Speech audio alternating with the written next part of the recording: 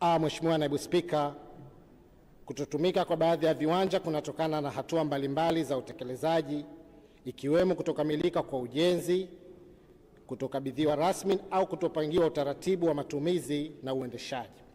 Serikali inaendelea kushughulikia hatua hizo na mara tu viwanja vitapokamilika, kukabidhiwa na kupangiwa utaratibu wa uendeshaji, vitafunguliwa na kutumika kwa madhumuni ya kuwahudumia vijana kama ambavyo ilivyokusudiwa.